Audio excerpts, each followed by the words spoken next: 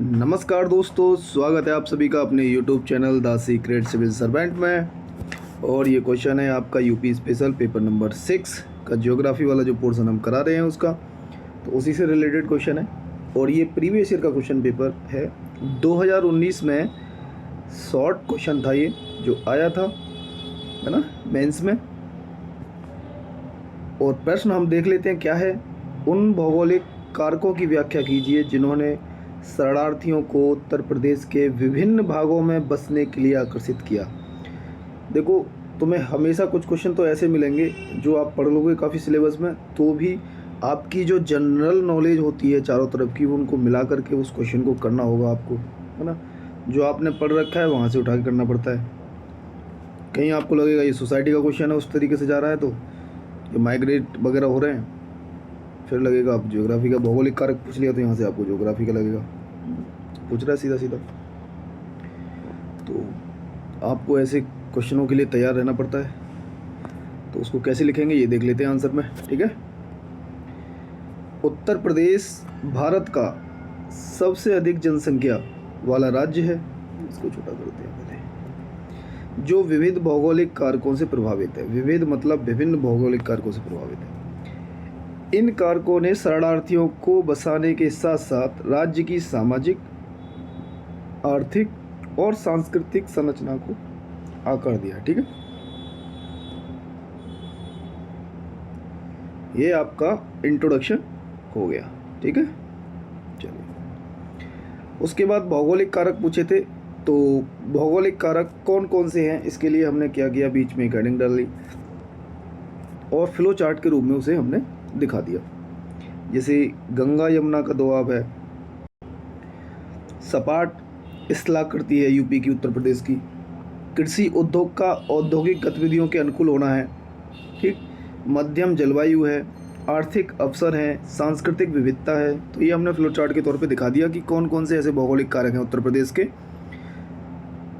ठीक है। तो अब पॉइंट वाइज देख लेते हैं। पहला नंबर हमने गंगा यमुना दोआब उठा लिया और उसके बारे में थोड़ी बहुत इन्फॉर्मेशन दे देते हैं। जैसे उर्वर भूमि है, उपजाऊ भूमि है, कृषि के लिए अत्यंत उपयुक्त है, ठीक है। और जल स्रोत, पर्याप्त जलापूर्ति है, कृषि और घरेलू उपयोग के लिए पानी आसानी से उपलब्ध है। तो हमने बता रहे हैं कि कैसे गंगा यमुना का दोआब है, तो क्या क्या ज़रूरत होती है, बेसिक नीड्स जो पॉपुलेशन के लिए होती है। तो शरणार्थियों के लिए जो फ़ायदेमंद चीज़ें हैं जिससे शरणार्थी आकर्षित होते हैं, और पॉपुलेशन यहाँ बहुत ज़्यादा है इसी वजह से, क्योंकि खाने पीने की भी दिक्कत होती नहीं है। तो उर्वर भूमि है, कृषि के लिए उपयुक्त, जल स्रोत है, पानी आसानी से उपलब्ध है। सपाट स्थलाकृति का क्या प्रभाव पड़ता है। सपाट अगर स्थलाकृति है यूपी की तो क्या प्रभाव है, आवासीय विकास होता है। समतल भूमि पर बड़े पैमाने पर आवासीय और शहरी विकास के लिए उपयुक्त है, जिसने शरणार्थियों के लिए नए आवास स्थलों का निर्माण आसान बना दिया, ठीक। अच्छा, जलवायु कैसी है यूपी की, तो मध्यम जलवायु है जो कृषि के लिए उपयुक्त है और जीवन यापन के लिए अनुकूल है, ठीक। चौथा हमने पॉइंट डाला है आर्थिक अवसर। तो आर्थिक अवसर में क्या है, औद्योगिक क्षेत्र। जैसे आप देख लो, आगरा है, लखनऊ है, कानपुर है, नोएडा है, तो यहाँ का विकास हुआ। और नोएडा तो दिल्ली के पास आता है, तो दिल्ली एनसीआर, वहाँ भी आपको आबादी बहुत दिखेगी। तो शरणार्थियों को रोजगार के अवसर प्राप्त होते हैं। पांचवा हमने पॉइंट उठाया सांस्कृतिक विविधता। यूपी का समावेशी समाज है, बिल्कुल है। समावेशी समाज कैसे कि विभिन्न पृष्ठभूमियों से आने वाले शरणार्थियों को आसानी से अपने में समाहित किया। धार्मिक स्थल भी शरणार्थियों को आकर्षित करते हैं।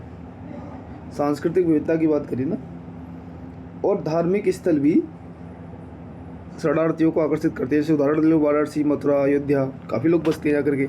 तुम यार दोस्तों पूछ लेना जो हमारे साइड के रहते हैं, एक भैया हैं, अपने ही मित्र हैं, उनसे पूछा कि फ्यूचर में कहाँ रहना चाहोगे, तो कि गंगा घाट पे वाराणसी जा कर के रहेंगे हम, उस टाइप से, है ना। इस तरीके से क्वेश्चन हमने कंप्लीट कर लिया। शॉर्ट क्वेश्चन था, 125 वर्ड से आप क्या ही ज़्यादा लिखोगे, और वैसे भी जो लिखा है हमने वो 125 वर्ड से ज़्यादा ही होगा, ठीक है। तो फ्लो चार्ट वगैरह बनाया, फिर उसके बारे में थोड़ी सी डिटेल इन्फॉर्मेशन दे दी, ठीक है, और आप कंक्लूड कर दोगे। इस प्रकार यूपी के भौगोलिक कारकों ने इसे शरणार्थियों के लिए आकर्षक गंतव्य बनाया है।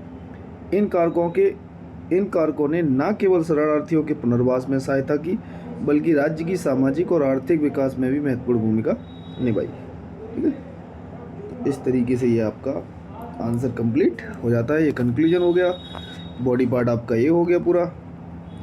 ठीक है, तो ये आपका बॉडी पार्ट, ऊपर आपका इंट्रोडक्शन है ना, ये आपका बॉडी पार्ट और नीचे आपका ये कंक्लूजन हो गया है। तो यही फॉर्मूला है आपका IBC का। ठीक है, चलिए तो अपना आंसर यही ख़त्म करें। 5 मिनट में ख़त्म कर दिया, 5.5 मिनट में। ये लगभग छोटा ही क्वेश्चन था। ठीक है, और प्रीलिम्स की वीडियो जो है प्रीवियस ईयर के क्वेश्चन पेपर में करा रहा हूँ, आपको पसंद आया करे तो देख सकते हो वैसे, अगर आपके काम आ सके तो। ठीक है, चलिए okay, thank you so much, bye bye.